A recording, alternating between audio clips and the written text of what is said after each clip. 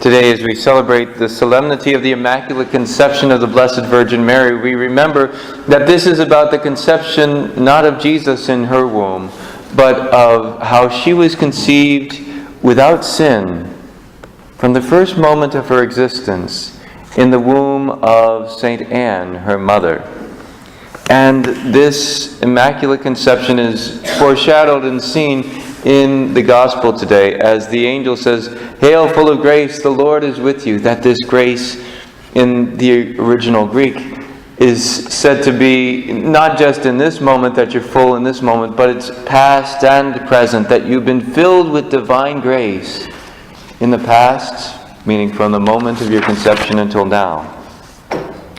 And this Immaculate Conception is important to us because Our Lady is Queen, but she's Mother first. And she cares so much for us. In the first reading today from the book of Genesis, we hear about the fall, but we also hear the good news that's coming. As the Lord says to the serpent, "Because of this, you shall be banned from all the animals, from all the wild creatures. I will put enmity between you and the woman, and between your offspring and hers. He will strike at your head while you strike at his heel." That God conquers through Our Lady, through Jesus. As Mother Paul Marie of the Daughters of Mary, Mother of Healing Love up in Rochester says, "Mary crushes the head of Satan with the toe of her ballet slipper." Just this daintiness, this beauty, that she doesn't need to crush him with all her might. Just, she touches him. And it overpowers him. It is said by the exorcists who deal with having to drive out demons, that when they call on, for instance, St. Michael the Archangel, they call upon him, and St. Michael does battle to drive out Satan. But when they call on Mary, Satan is driven out not by her power, but by her humility. And he can't even stand to be in her presence.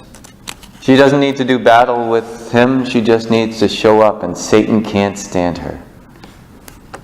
And is driven out.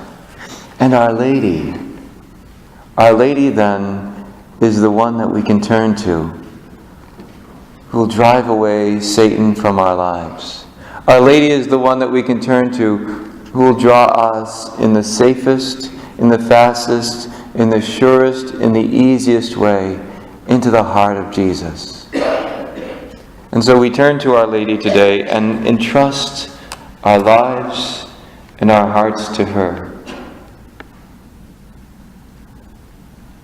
Remembering that never was it known that anyone who fled to Our Lady's protection or sought her help or her intercession was left unaided.